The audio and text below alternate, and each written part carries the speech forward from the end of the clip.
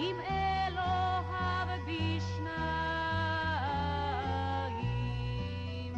אל שק העץ אביך בן, נקשר עקוד בחבל, ברזל ושוט היכו בן, וחם תימר ההבל.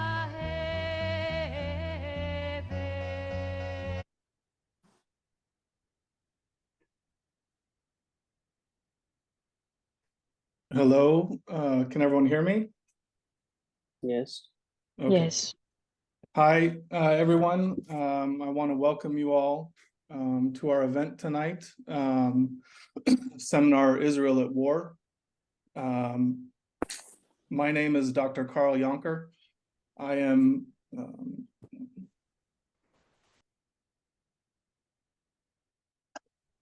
I'm from the Erwin Cotler Institute for Freedom, Democracy, and Human Rights and the Center for the Study of Contemporary European Jewry, both of which have organized tonight's seminar. Tonight's seminar serves two interrelated purposes. The first is to provide strategic perspectives on what's going on right now in Israel with the war that was initiated by the Palestinian terrorist organization Hamas on Saturday morning. The second is to provide you with practical tools in the fight for public opinion.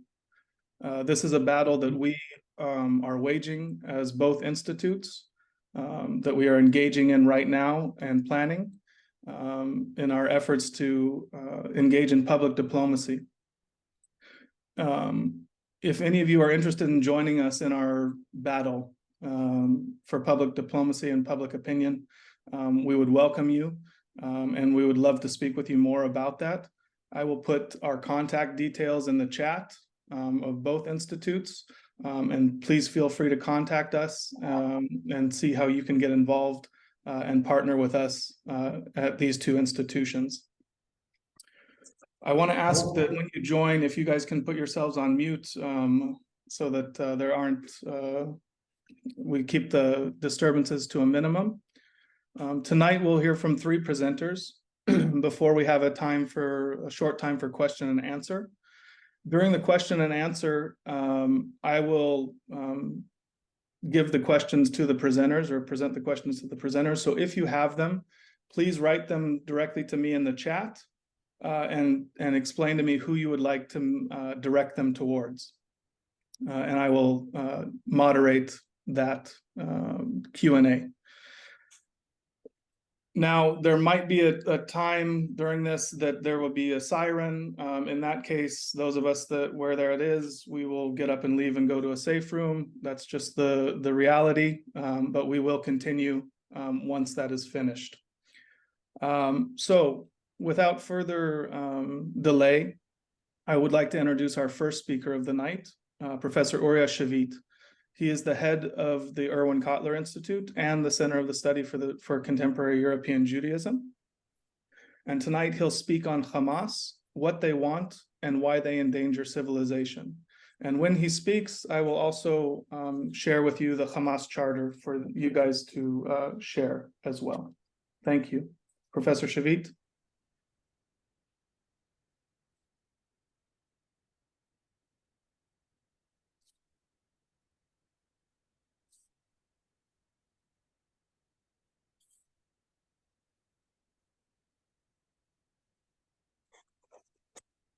Here is on mute.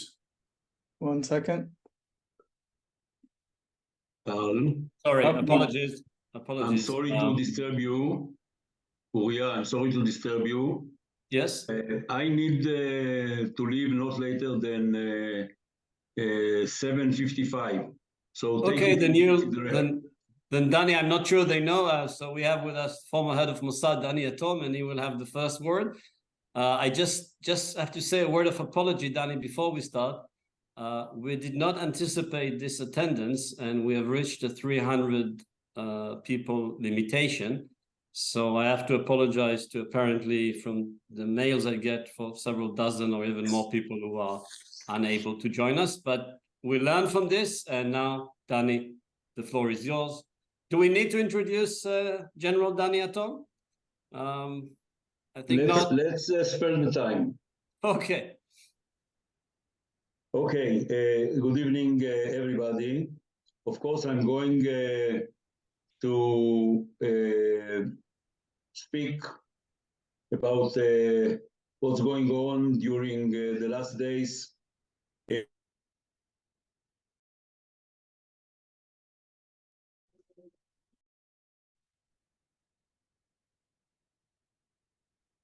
I think he's muted. You're right, Danny, you're on mute. It just happened to be on mute. Keep on losing it. Sorry, Okay, I'm hearing. now we can hear. What I said is that I'm going to present my personal opinion. I'm not going to present an academic work, even though Professor Shavit was my teacher a few years ago. And the way I see what happened. The state of Hamas, and I think that we can refer it to a state with a military force and administrative capabilities and regimental capabilities. The state of Hamas declared a war, anticipated one, on Israel. And at the end of their operational part, if we will not be caught under surprise again, the results are disastrous to the state of Israel. 800 people that were killed, and the number might go on. Some 3,000 injured, 130 or 150 children, youngsters, elderly people, and others that and soldiers that were slaughtered, some while they are still in their beds, and some in the exchange of fire and engagement with the Palestinian. There are three circles that I would like to refer to. The first one is the issue of surprise. You know, I fought in the Yom Kippur War, and I'm sure that I'm not the only one among the audience that fought in the Yom Kippur War. The way this plan of the Hamas, the way it was orchestrated, is exactly the way the Egyptians and the Syrians orchestrated their attack against us. Just in order to give you an example, I was a deputy commander of a tank battalion situated in the Sinai. We knew that the war erupted only when we were attacked by Egyptian airplanes. Here, we see similar elements, like the training adjacent to the border, in order to make it an average phenomena, not anything that should be taken into consideration. And of course, things that shall be, should be, must be inquired after we will finish this round of hostilities. And this is how come that our intelligence experts saw all those signals and signs, and they came to the conclusion, and it is written when they presented it to the political echelon, that the Hamas does not have any intention to deteriorate the situation. Hamas wants to stay the way it was staying until Saturday, 6:30 in the morning. It was a big failure of our apparatuses, and I cannot give you the answer how did it and why did it happen, because I'm not part of the people that were dealing with it, and they have also to find out where did they fail. The second element is the forces. You know, when you are in a defensive deployment, you need to take into consideration also some complicated scenarios. In this case, I don't know if it is if it was happened. It looked to me, this is my impression, that the forces along the border, those that should tackle firstly the terrorists, if they arrive, the force was too small to the mission. And this is one of the reasons why the terrorists crossed relatively very easily the border between us and Gaza and ran without anybody to stop them to the kibbutzim and our settlements and slaughtered over there many hundreds of innocent people. The third one is the judicial, what we call the judicial coup, or the list of priorities of the government during those last 8 months or 9 months since this government was established.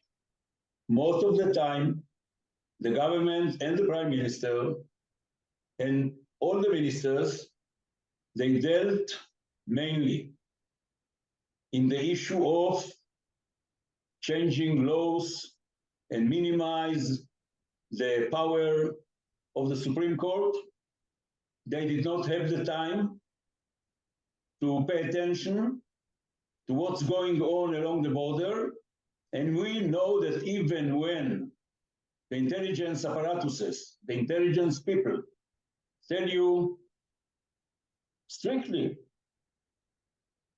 we do not think that, or we do not evaluate that the Hamas will initiate a military operation. The political echelon should inquire them and ask again and again and again and again. And in this case, I remember, firstly, that when the Minister of Defense tried to warn the Prime Minister, and the Prime Minister did not allow him, he did not want to hear him, then he went publicly and was fired and then was refired, came back. And secondly, I remember that the Chief of Staff of the Armed Forces, General Levy, begged to the Prime Minister and asked him to present to him new information. And this was the information, according to what I understand, about the influence of the judicial changes and the way they affect the capabilities of the Israeli Defense Forces, not only because of the pilots, but also because it entered into some other many echelons. The minister of the prime minister did not have a time for him before the Knesset decided upon one of the changes that the Supreme Court is dealing with until now. So the attention was given to many areas, but to the area of security. No attention of the political echelon to the area of security. And the fourth one is something that we are witnessing, unfortunately, for the last 15 or even more years. Most of those years, Mr. Netanyahu is the prime minister. And this is the political concept that he believed in, which is to avoid any possibility to strike a deal with the Palestinians. For instance, about 2 states to the 2 peoples, to weaken the PA, the Palestinian Authority, so that it won't be a real partner, because this was the partner to prime ministers that seek negotiation and maybe even peace, like the late Rabin that seek peace, then Barak, and then Ehud Olmert, that was relatively close to strike a deal with, in his case, it was Abu Mazen. And the attitude to Hamas was totally upside down, meaning Hamas, which is a terror organization, which its main goal, and it is written in its covenant, is to destroy the state of Israel and to build on the remnants of the Western world the new caliphate, the new Islamic caliphate. And even though the policy was that Hamas will be stronger than the Palestinian Authority, because with Hamas, it did not give any possibility to have any negotiation with Hamas, but about Hudnas and something like that. So the main goal vis-a-vis Hamas, the way I understand it, was that the intervals between 2 adjacent circle of clashes between Israel and Hamas, the intervals will be as long as possible. Now, we have to ask ourselves, what should we do? I think that, and I will not elaborate on that, I think that Israel must regain its deterrence capability. Without deterrence capability, it will be very difficult to live here peacefully. When you have a deterrence capability, you as a leader can take calculated risks and, for instance, to deploy less forces than are needed in the Golan Heights today, just as an example. But if no one is afraid of you, and if no one feels that you project a deterrence capability, then everybody will tease you. Last but not least, we will have to retaliate. I don't think that it is right to enter into details. Will it be a full-fledged war? Will it call for penetrating of mobile forces, ground forces, etc.?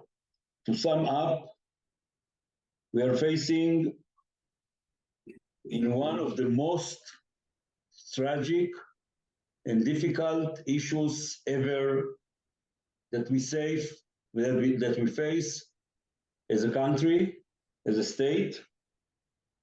And I will say something with a sense of policy, I think that this government is not capable to manage such an operation, big operation against Hamas. And there should be a special war cabinet, the way Mr. Gantz offered to Mr. Netanyahu. Otherwise, we will have mainly to pray. Thank you. Thank you very much, Danny. Appreciate you joining us and giving of your time for us.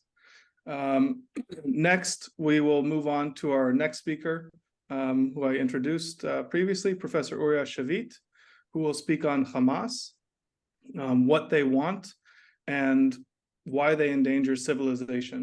I will also post the Hamas charter here shortly for you guys as a reference. Professor Shavit. Thank you, Carl.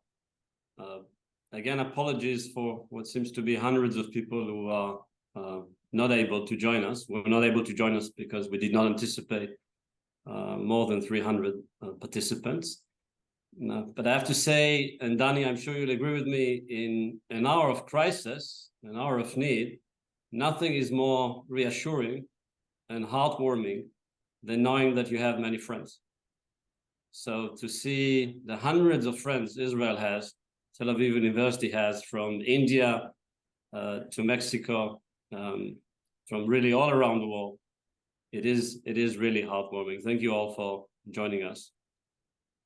I guess some of you are here because you wanted to learn more about the crisis, but I'm pretty positive many of you are here because you are pretty angry at the moment. You want to make a difference, you want to make a contribution to the fight, and you're asking yourself what you can do. So I will address both. A few comments about the situation, about Hamas, and a few comments about what you can actually do to take part in the fight. And let me say this, we are a research institution, we are a research university, we're not politicians. But at this stage, at this point in time, we are not from the United Nations. We are not neutral. There is evil. We have to identify it and we have to fight it. There is time for nuance in life, but there is also sometimes time for clarity. This is time for clarity. My intention is not to present Israel or Israelis as angels for the simple fact that there are no angels on planet Earth. But the devil does exist. Evil does exist. And if societies fail to recognize it as such, if liberal free societies fail to recognize it as such, they endanger their very existence. My job in terms of explaining what does Hamas want is a very easy one. Because all I have to ask you to do, and those of you who were my students know that they were already asked to do that at some point in time, is to read the charter of Hamas, the foundational document of that movement. It will tell you everything. There is no need for interpretations, for analysis. It is so blunt, it is so clear-cut. There was, from a certain moment in history, a measure of ambivalence with the Palestinian national movement. I wouldn't say secular movement, but national movement, the PLO. And the ambivalence was that they made statements and advanced policies that could be understood as if they have given up on their hope to eliminate Israel, but could have also been understood differently. And the ambivalence, the lack of clarity was intentional. With Hamas, there was never such a thing. From the day it published its charter to Saturday morning, 2 days ago, it was very clear about its objective: to liberate what they call Palestine in its entirety. That is, the kibbutzim on the border of Gaza, as Ramat Aviv, where our university is located. It is so simple. If people want to deceive themselves and think that they wanted something else, read into the rhetoric something that was not said, they do so at their own very risk. But that is what Hamas wanted all along. To make matters worse, this ideology was motivated by very deep anti-Semitic currents, which are unfortunately characteristic of Islamist ideology at large. Read the Charter, read it and understand that for Hamas, the protocols of the elders of Zion are a historical document. Read it and understand that they have a sincere belief that Jews are responsible for the French Revolution, for the Bolshevik Revolution, for everything they see evil that exists in the world at large and in Palestinian society specifically. When you combine those two elements, the deep anti-Semitism with the declared objective of eliminating the existence of Israel, you start appreciating how it is possible for people in planned, cold-blooded manner execute 3-year-old babies and 85-year-old women from a meter's length. It all becomes very clear. Now, here's the thing. Let's put the last 2 days aside for a moment, because it is really what's ahead of us, I think, that is crucial. And I want to say it in the most clear way. Whatever it is that is the strategic objective that the Israeli government will now put forward, it makes no difference. Because this war simply cannot end with a security risk of any kind posed by Hamas to Israel. And there is simply no way to eliminate any form of security risk, any form of repetition of what happened on Saturday, without eliminating the existence of Hamas as a governing power in Gaza. Here things become tricky, and here is why. Because the militants of Hamas shield themselves with children, the sick, the elderly, there will simply not be a way of doing what will have to be done, which is taking over Gaza for a sustained period of time, cleansing it of that militia and its regime, and restoring peace and order. There simply will not be a way of doing it without, unfortunately, having civilians killed, and not a few civilians.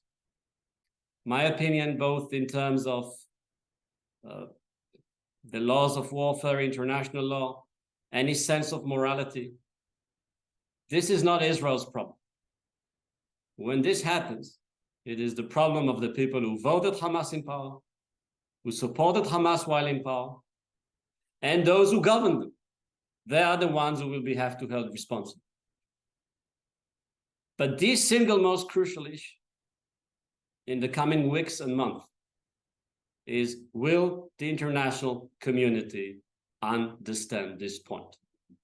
Because if it doesn't, the implication would be that Hamas would stay in power, and that free societies at large will be gravely endangered by this axis of evil, starting with Iran and with Hamas and Hezbollah joining. It is as simple as that. Now, it is not a nice equation. It is not a pleasant equation, but this is the reality that we are facing. And if the question is, what can you do as individuals? Carl will elaborate more in a few minutes. But I would say the following thing to remember. All politics are local politics. Most of you are from countries that you have your representative, whether it's your congressman or woman or your member of parliament or whichever, whether you're Germans, French, British, Canadian, American, there is someone who needs you to vote for him in a few months. The single most important thing you can do, in my opinion, is let that someone know what you think about what has been happening and what you expect from them in the month to come. Nothing can be more precious, nothing can be more helpful than doing precisely that. Now, a few side notes before I leave the floor to Carl and before we allow a number of questions or a few questions. A few side notes. One, when something like this happens, you get an appreciation of who your friends are. And I think a lot of Israelis were entertaining, oh, well, maybe fascist Russia is an ally, maybe this regime, maybe that regime. In the real hour of need, we see where the United States is standing in a bipartisan way. We see where Canada is standing, where the United Kingdom is standing, where France, where Germany, and many other countries. And we see those that are not. That is a very important lesson for Israelis, a very important lesson for Israelis and for Jewish diasporas. Another side note, I really think, I hope what I'm saying now would not sound too cruel. I really think we are underestimating the importance and morality of vengeance as a value. Justice is in and of itself an objective. National pride is in and of itself an objective. We should not be shy to say this. Eichmann was not brought to Jerusalem for rehabilitation or because he was a threat to Argentinian society. He was brought because justice should be seen. And that is something that the Israeli government would have to deliver. Justice in the simple, cruel, effective manner, as a goal in and of itself. Vengeance as a goal in and of itself. And I think Israel should not accept standards that the United States and its allies were freed of when they fought against a similar evil in Afghanistan. I will give you one example. I don't know if you know, but Israeli law, in its current Israeli law, existing Israeli law, does allow military courts to sentence terrorists to death and does allow civilian courts to sentence individuals to death for crimes against humanity. I personally oppose the death penalty in general. What I would like to see here is those hundreds of prisoners of war Israel has taken, being tried, sentenced to death, and then I would like to see the sentences suspended until such moment that a single Israeli hostage or a kidnapped individual dies. And then I would like to see executions by the hundreds. This is what I mean when I say justice should be served. And a final word, I assure you again, there will be time for questions because I see we have many questions. I think it's essential that we do not confuse Hamas with Islam. Hamas represents, unfortunately, the beliefs of not a small number of Muslims. But Hamas is not Islam. It's not Islam that I spend my life studying. It's not Islam with its many different faces, including some that I see here of our students who are Muslim. It's not Islam of dozens, if not hundreds, of Arab doctors who at these very moments are in Israeli hospitals, saving the lives of injured soldiers and civilians. I think it's very important to draw that distinction, because without drawing it, as societies, we will harm not just the interest of justice, but also the cause of the war. Thank you all for your attention. Carl, I suggest continue. I also suggest, Carl, if I may, can you give an email, either one of the institute's emails or your own, so people who want to communicate or who find, because I know the reason why you find it hard to enter the university website is because there is concern now about a cyber attack. So I think they do not allow entries from abroad, and I'm not sure that will change. So if you would like to just send Carl your email, I assure you all the emails will be attended to. Yeah. Carl, the floor is yours. Okay. Yes, so that's why as Professor Shavit said, why the websites are not accessible outside of Israel right now, because of fear of cyber attacks. I've posted the contact details several times of both institutes, but I'll repeat it out loud here. And of course, if you want to send me your email, please do so. You can contact us at cst@tauex.tau.ac.il. That's for the Center for the Study of Contemporary European Judaism. And for the second institute, it's Cotler, Cotler, at the same address, tauex.tau.ac.il. And we will respond to every inquiry, every message that we receive. So with that said, I will get into my topic for tonight, which is discussing some ways of how to use social media to help fight evil. And I hope that that's been made clear by the speakers tonight. And I think all of us share this view that what we're facing right now is evil. What's happened since Saturday morning and what's transpired since Saturday morning is pure evil. And this evil has been broadcast around the world for good and bad, for good purposes and bad purposes, both to inform, but also as propaganda on social media.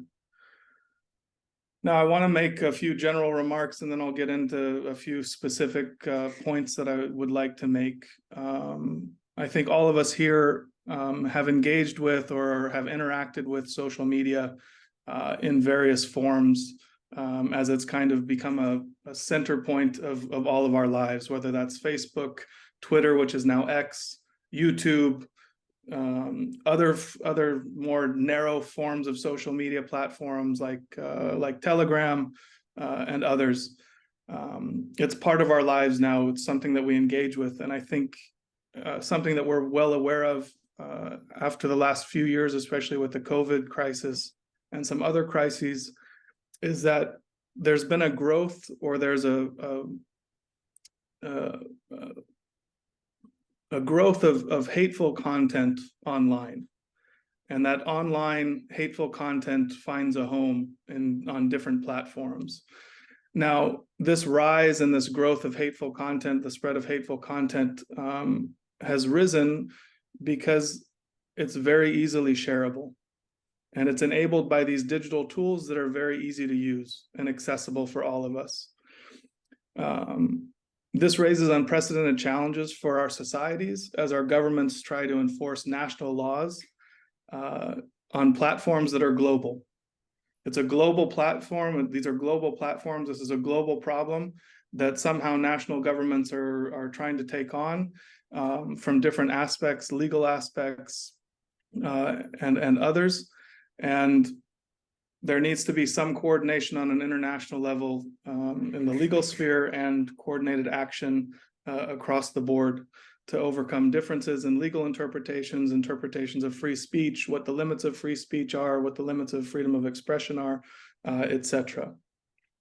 Now, unlike traditional media, as I mentioned, online hate speech and just online content in general can be produced and shared easily. It's a low cost and it can be done anonymously, relatively anonymously. And it has the potential to reach a global and diverse audience in real time. Now, just like this can be used for bad, and what I'm focused on the bad, we'll get to the good, is that it can be used for the good. The same mediums where we see this content spread can be used for good. Just like online communities can be built for good purposes, they can be built for bad purposes. Just like positive content can be spread on social media, so can negative content and hateful content. There's two sides of the same coin, and it doesn't have to be that the hateful content is what dominates in these spheres, these online spheres. Now, how do we combat this growing weaponization of social media to spread hateful, divisive, and evil narratives? It can seem overwhelming at first. Just the sheer amount, if you go onto Twitter in the last few days or Facebook or things like that, you'll be inundated with a lot of hateful remarks. There are times where I look at it and I just need to look away because it's disturbing how easily people justify the murder of innocents. How easily they justify something that is unjustifiable. Regardless of your position on the Israel-Palestine conflict, regardless of whether or not you believe in a two-state solution, a one-state, whatever, there are lines. And this content that justifies the killing of innocents is wrong. So how do we combat this? What are some tools that you can use, not to curtail free speech, not to limit free speech, not to silence something or an opinion that you don't like, but how can you combat something that is actual hate, how it's incitement, how it's threatening? How can you combat this? The first thing is for you yourselves as individuals to use the platforms that you belong to, that you are a part of, and the communities that you are a part of, to amplify positive content, to post positive content. And by positive content, that can be messages that you want to promote, the narratives that you want to promote, whether that's narratives of justice, narratives of tolerance, what values you want to promote. And you project this into the public sphere, into the space online. And this can be done in many ways. This can be done through your own posts. It can be done in commenting on the posts of others. It can be making short videos. It can be done in a myriad of ways, sharing articles, sharing information, trying to get the facts out there, trying to tone down the heat of a conversation to try to promote kind of a more a dialogue, or to call out hate when you see it. Some of this, not some of it, all of this takes courage to a certain extent. While there's some sense of security that you can say anything you want, hiding while you're hiding behind a keyboard, standing up for what's right no matter what, and for fighting for a just cause takes courage, because it will cost you at some point to take a stand. Now, there's many ways and specifics that I don't want to get into of how this can be done, but if you're interested, in partnering with us and working with us, we can get into more specific details of how we can fight using ourselves as individuals on social media to influence our social circles and our online communities. The next 4 items are much more practical and can take place while you're both using social media, but also off of it. The first one is to report. Platforms, these social media platforms need to be held accountable to their own standards. And most of these platforms like YouTube, Facebook, and Twitter heavily monitor content, have regulations on what kind of speech is allowed, and they need to monitor and they need to know if there's inappropriate content, hateful content, inciting content that's spread on their platform so that it can be removed. Okay, so reporting, report tweets, report posts, report videos so that this content is removed. In reporting, also, Professor Shavit mentioned it too, part of this is contacting your representatives wherever you are. These are your representatives, whether that's if you're in the United States at the state level, local level, federal level, if you're in Europe, you know, your parliamentary representatives. These are the levels where policy is made, where laws are enacted. And laws are enacted so that these social media companies will then be held accountable to their own standards, or that there's some sort of provisions enacted that can help regulate this type of speech, this hate speech online. The third point that I want to make is to raise awareness.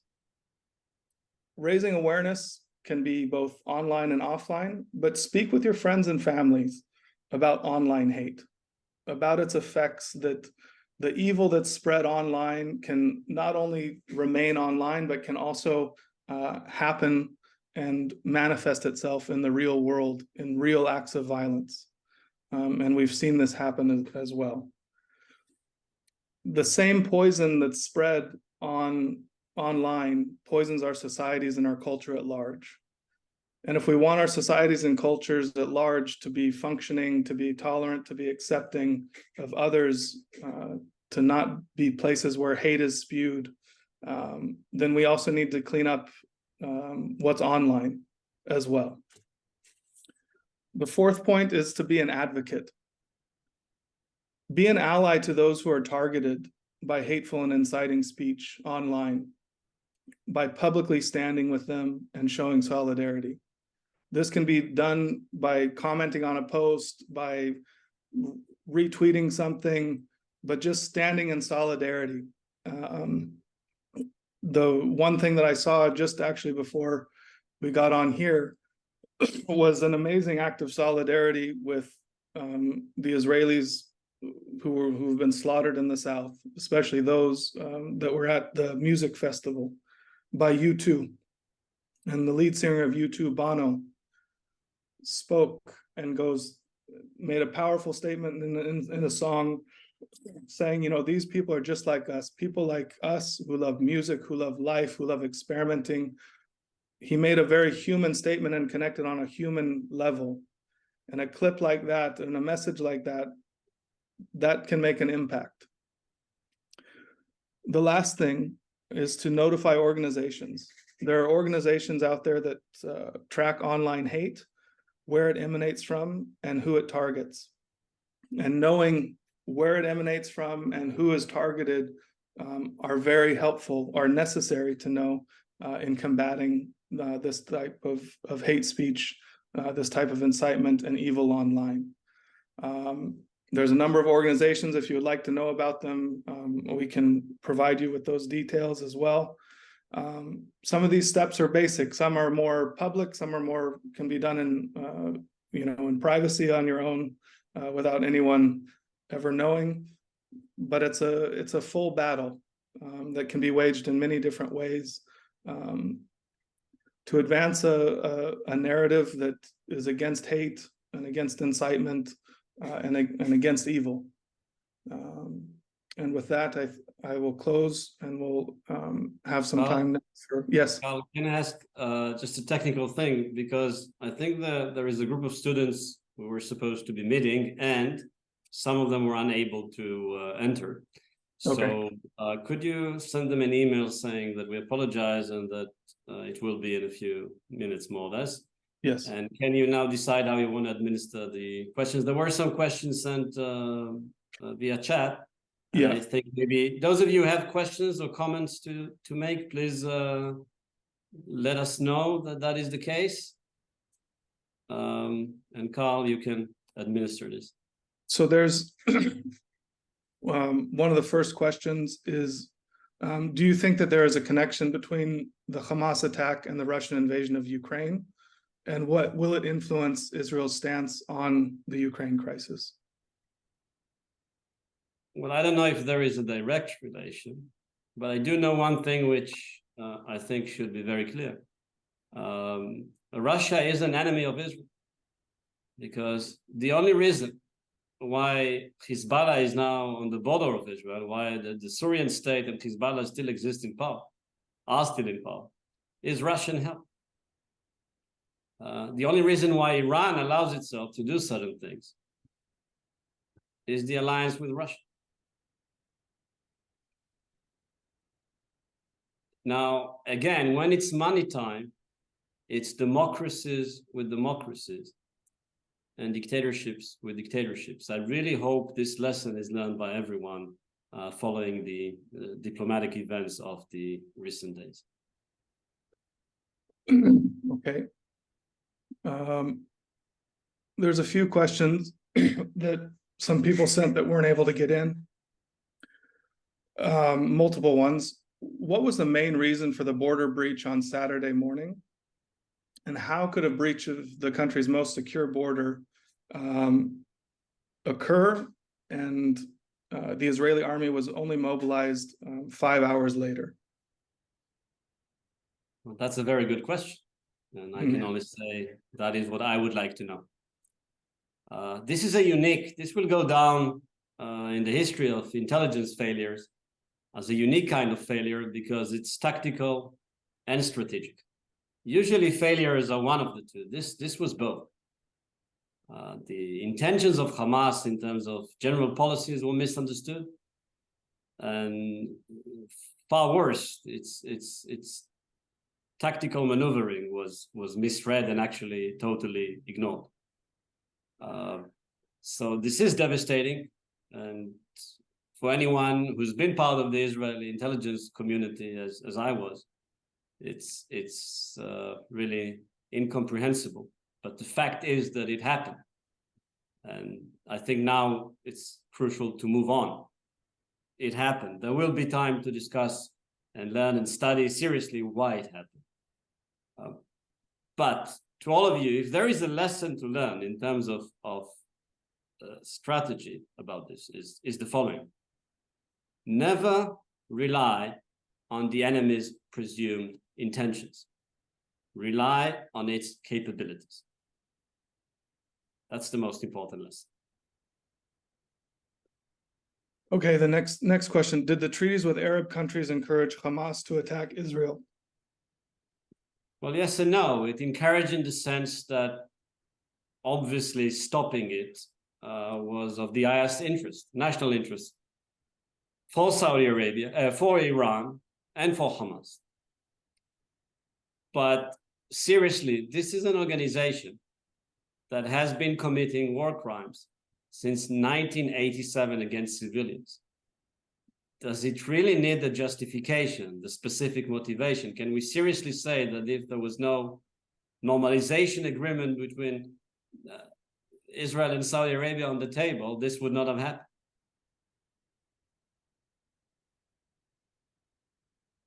Okay. Let me find some more.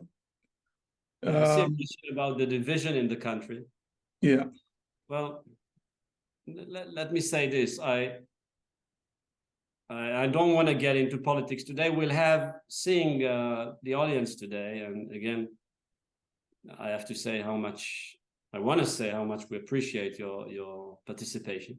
We will have more such sessions, and there will be time to discuss politics, but I don't want to get too much into Israeli politics today, but just to say this, you know, there is this famous story about a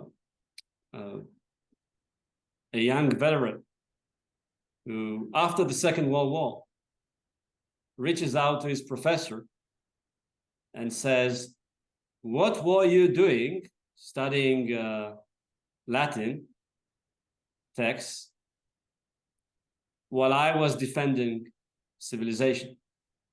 And then the professor says, "Well, I am civilization." And The point is, there was a debate in Israel, and there is still a debate in Israel, which was very real. It wasn't made up. It was about the soul of the state, the meaning of being Jewish, the meaning of being the democratic state of the Jewish people. And to blame what happened last Saturday on that debate would be foolish, because the debate was the essence. We were debating the question, what kind of Israel are we defending? It is impossible to defend it unless you have that debate. Let's take, Carl, at least two more, and I think with that we'll conclude. Okay. One is the question, how can we diaspora Jews persuade our local governments to prohibit pro-Palestine rallies that create a false narrative that there are two sides? Well, to be honest, I don't think that in a democracy, in most democracies, you can persuade a government or a police force to stop people from rallying for one cause or another. What you can do is the counter rally. What you can do is mobilize enough people to let your congresswoman or congressman or your delegate, wherever they are, know the consequences of not speaking up for Israel and for civilization at the present time. That is the single most important thing. Carl, with all respect to social media, and there is a lot, but in the end, it's politicians who devise and advance policies. Pressure your politicians.